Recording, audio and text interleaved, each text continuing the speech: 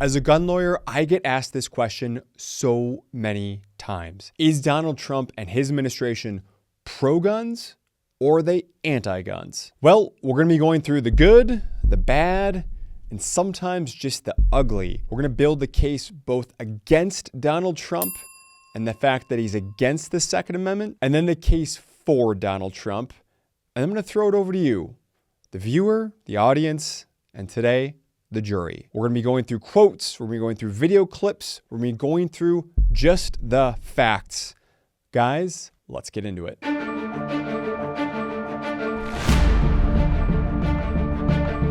So I compiled as many quotes as I could find without being redundant sometimes to try to answer the question, is Donald Trump and his presidential administration, are they pro-Second Amendment or are they anti-Second Amendment? Now, there's a lot of things I could have gone into. There's just not enough time to cover it all, but I hit a lot of the bigger points that we're going to be talking about and going through. That way you're going to be educated to answer this question and have your own opinions formed if for some reason you don't have them already. We're going to start with the case against. So most recently on January 24th of 2026, there were a series of protests that escalated to deadly confrontation and violence with federal Border Patrol agents in Minneapolis, Minnesota. Following that, President Trump and different members of his administration made a series of comments that, well, left some people understandably questioning what exactly is Trump's views on guns. Let him speak for himself. In clip number 1, we have journalists asking the president, basically, what are his positions about can you carry a firearm to a protest? What's the situation there? Here's the president in his own words. You can't walk in with guns. You can't do that. Now, the reason why he was being asked this was because Kristi Noem, the Department of Homeland Security secretary appointed by President Trump, in a statement had the following to say when it came to bringing firearms to a peaceful protest, and what might that say about that protester who was armed? I don't know of any peaceful protester that shows up with a gun and ammunition rather than a sign. This is a violent riot when you have someone showing up with weapons and are using them to assault law enforcement officers. Now, I believe that this response from Department of Homeland Security, Kristi Noem, is concerning the Alex Pretti investigation. If Alex Pretti used his firearm to assault law enforcement officers, which I believe is what Secretary Noem said, this is news to me, but nonetheless, you be the decider of that. Now we go from that to then FBI Director Kash Patel, who had this to say on Fox News, again speaking about the Pretti incident, about individuals who choose to enjoy their Second Amendment while they're enjoying their First Amendment as well. No one who wants to be peaceful shows up at a protest with a firearm that is loaded with 2 full magazines. That is not a peaceful protest. So it would seem that the administration is saying that if you are choosing to exercise your First Amendment, you cannot also use your Second Amendment. Now, I know that a number of different folks have tried to walk that back to a degree by saying, look, this is in reference to you can't be mixing violence if you choose to protest with being armed. That's a bad combination, which no one's going to dispute that, I think. But just as obviously, I'm not sure that's exactly what these comments are sounding like if you're a normal American just hearing them. And I've listened to the longer clips too. You can find those linked up in the description box down below. Again, I am building the case against right now, against President Trump as being not the savior of the Second Amendment. Let's move on to Caroline Leavitt, White House press secretary, again about the Alex Pretti situation. And a lot of these comments that are circulating, what did she have to say about this? When you are carrying a weapon, when you are bearing arms and you are confronted by law enforcement, you are raising the assumption of risk and the risk of force being used against you. So she said that basically if you choose to be armed, when you're carrying a weapon, when you're bearing arms, and you're confronted by law enforcement, you are raising the assumption of risk. Now, the assumption of risk is a legal doctrine that deals with the fact that when you do something and there's a foreseeable risk that's involved, you are assuming the liability of that risk. So for instance, hey, if you are going to go ice skating, you could fall on that ice. That's an assumption of risk when you step on the ice. Likewise for skiing, you could fall when you're skiing. right? If you're rock climbing, you can fall when you're rock climbing. These are all ideas of the legal notion called assumption of risk. However, when you go to those places, the rock climbing park, and you sign that little waiver that kind of signs your life away, what you may not know is just how useless those waivers are. Because while you are assuming those risks, a risk that you are not assuming is something called gross negligence. You see, you cannot contract out of gross negligence as a retailer, as a manufacturer, you name it, okay? You cannot get around that. I would say that you would have an assumption of risk of the fact that, look, law enforcement, if they learn that you're armed, they are going to treat you differently and deservedly so compared to somebody who isn't armed. They may choose to disarm you. They may choose to take extra heightened security risks because they don't know who you are, at least not at the offset. And I'm talking in generalities, not in specific reference to Mr. Pretti or any of these protests or something like that. So in that sense, she's absolutely correct. But just remember, regardless of whatever you think about the Alex Pretti situation in Minneapolis, Minnesota, you can never contract out, and somebody's not going to assume the risk of gross negligence. And likewise, what she actually said, you're raising the assumption of risk and the risk of force being used against you. Again, force used to detain you, force used to disarm you, that could be situationally appropriate, and that's one thing. Deadly force, well, that's very context-driven, right? Because in order to use deadly force, there's very specific legal boxes that we've analyzed here on this channel before. You can see the box popping up for that right now for that video if you want to know more about the Alex Pretti situation. But there's very specific boxes that go into just checking that. Me carrying a gun doesn't give local law enforcement or federal law enforcement or state law enforcement a license to kill me. Hopefully that's something we can all agree on, at least in and of itself. If I try to rob a bank with that gun, different situation. But just the mere presence of me having a firearm isn't in and of itself enough. Now, for those of you who have been paying close attention to what President Trump has been talking about in the Second Amendment, you know that this isn't his only, incident that raises some questions among some folks regarding statements that either he or his administration have engaged in. Back in 2018, Trump, of course, engaged in the bump stock ban. Bump stocks are those firearm accessories that are basically used to accelerate the rate of fire of an AR-15 in order to simulate basically a crappy version of full automatic fire. It's not full automatic fire. And the Supreme Court has agreed with that in a case called Garland versus Cargill. So that is beyond dispute at this point. But what is also beyond dispute is the fact that Trump said this. Bump stocks, we're writing that out. I'm writing that out myself. I don't care if Congress does it or not. I'm writing it out myself. Now, what he means by writing it out is the fact that he got the ATF to ban it, right? This was something that Trump pushed for to get rid of bump stocks. That's what he's referencing. And there's a bunch of other quotes that are out there too. Again, I'm not going to be redundant about this. Now, I know what people are going to say. Look, you got some statements that are taken out of context because really Trump's and his administration's viewpoints were really wrapped up into the context of this swirling, violent protest that was chaotic. It's really bringing guns to that. It's not just the First Amendment. He doesn't have problems with the First Amendment and guns, contrary to maybe the literal taking of what he and some others said. Really, you got to take things in the proper context. And that's the context, as we're talking about in these particular chaotic, potentially violent situations of protests. And look, bump stocks, whatever you think about the accessory, whatever. It's such a peripheral fringe issue. This isn't something like big, background checks. He said, what about background checks? We've got to do background checks. If we see a sicko, I don't want him having a gun. And, I know there was a time when anybody could have. I mean, even if they were sick, they were fighting. And I said, fellas, we can't do it anymore. So he was pro background checks. Okay.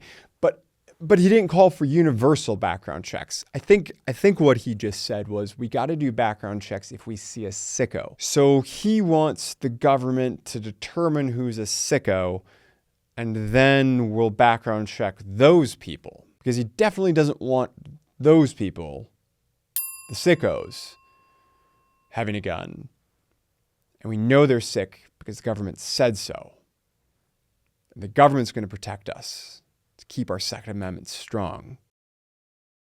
Right? Oh, right. No, never mind.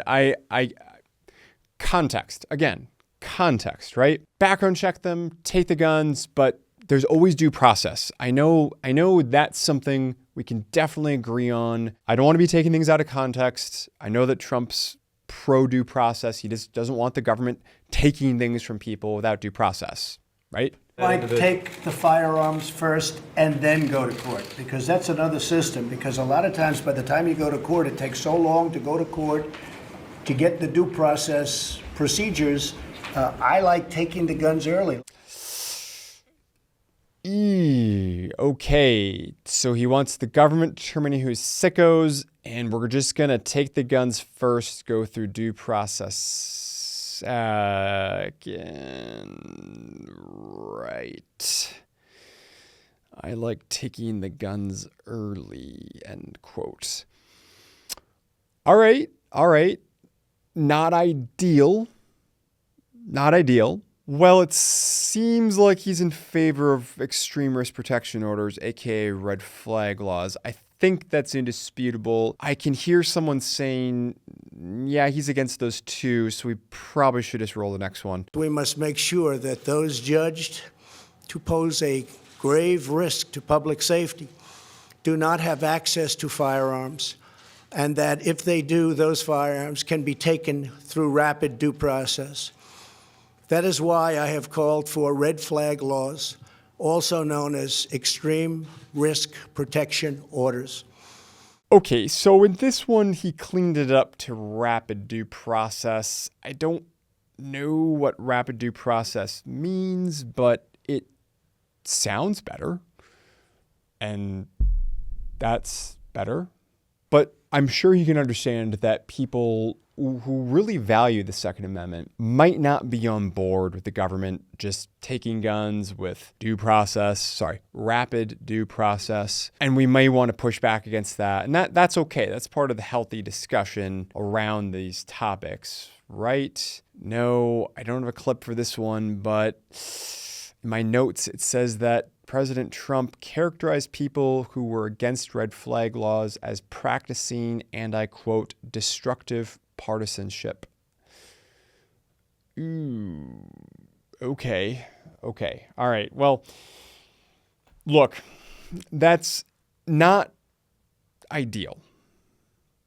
But that also doesn't mean that it isn't the best that we've had or among the best that we've had. I'll let you decide if that's a good thing or a bad thing right now. But let's flip to the pro-gun case. What's the defense of President Donald Trump and his administration, and why he does stand for the Second Amendment? Now, despite all that, millions of Second Amendment supporting Americans still consider President Trump to be the most consequential pro-gun president. Forget modern history. How about just the last 200 years? Because the truth is, while Trump's rhetoric has been, we'll call it, inconsistent, and his policy positions have sometimes been underwhelming, the structural impact on the federal judiciary that he has had, which is the number one bulwark, the number one trench line of protecting the Second Amendment, has been generational. Trump appointed 3 justices to the Supreme Court: Neil Gorsuch, Brett Kavanaugh, and Amy Coney Barrett. These aren't just conservative Republican appointed judges, okay, because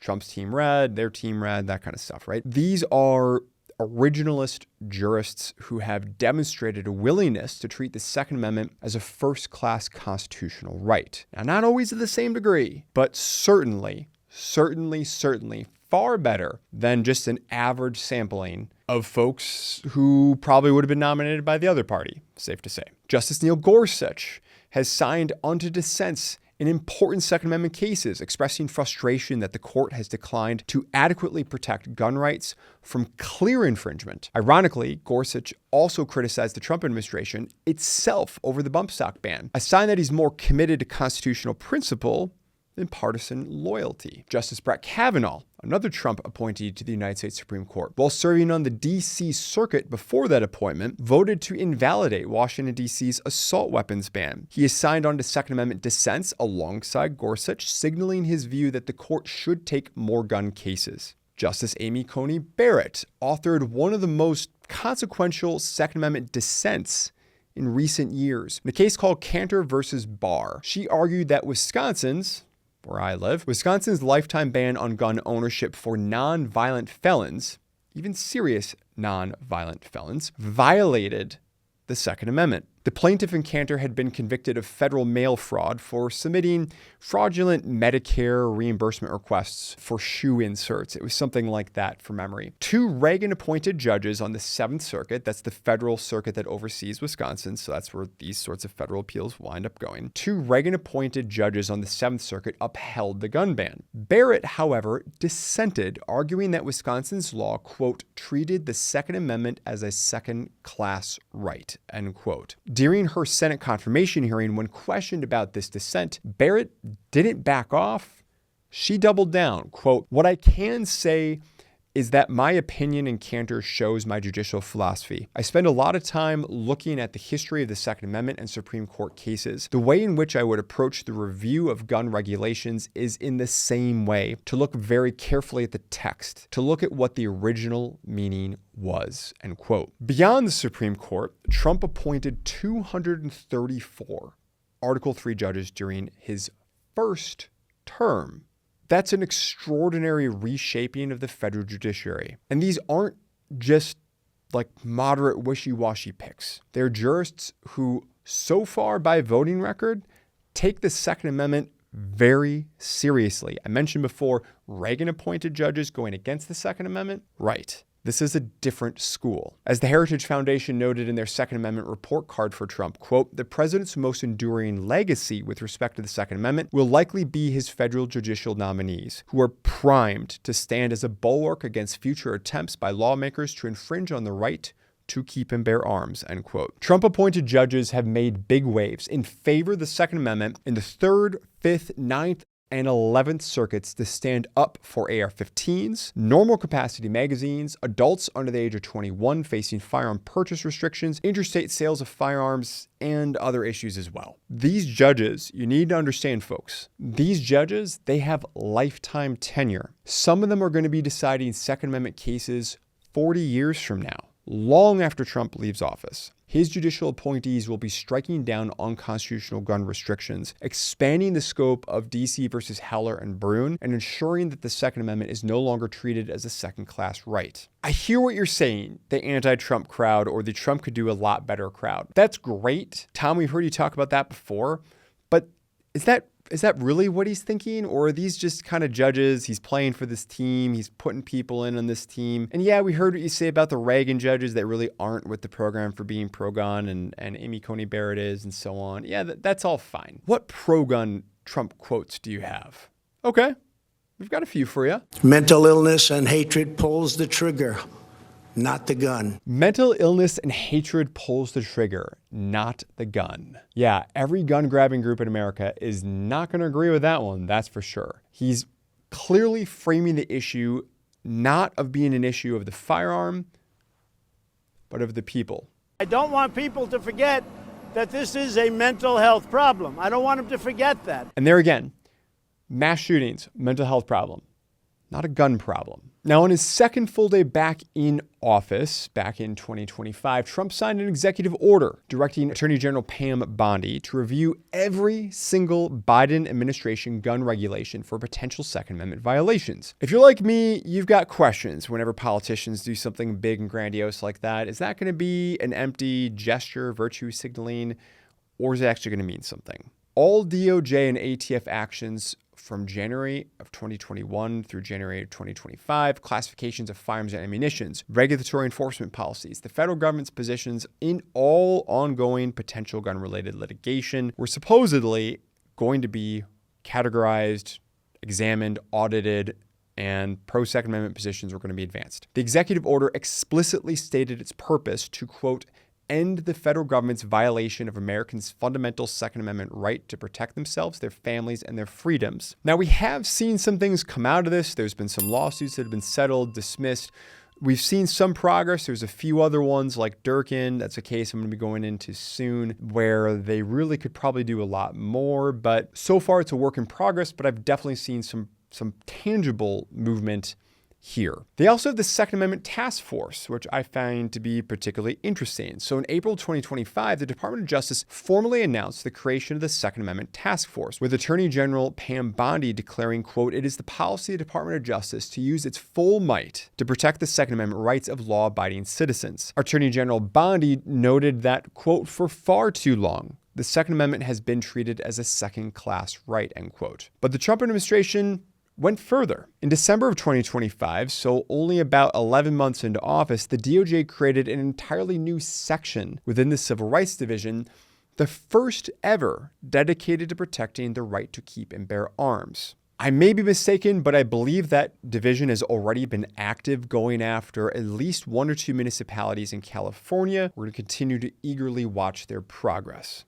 There's also been policy reversals undoing Biden-era restrictions. So throughout 2025, the Trump administration has, in some respects, systemically dismantled Biden-era gun control measures. On March 20th of 2025, President Trump restored funding for the process by which people banned from owning firearms can apply for rights restoration. That's always been on the books, but when you take the funding, does it really count if you can't do it? On April 7th of 2025, he repealed Biden's zero tolerance policy for gun dealers, which had been used to shut down FFLs, harass FFLs for minor paperwork violations. May 16th, 2025, President Trump's administration announced an agreement to permit the sale of forced reset triggers, devices that, of course, enable semi-automatic rifles to fire very rapidly. So that was, again, going back to the end of the litigation, at least in one of the big cases that was going on. July 4th of 2025, President Trump signed the One Big Beautiful Bill Act, which included a provision ending the $200 national firearms tax on certain parts of the National Firearms Act, suppressors, short barrel rifles, and so forth that had been in place since 1934. I've covered that a lot here.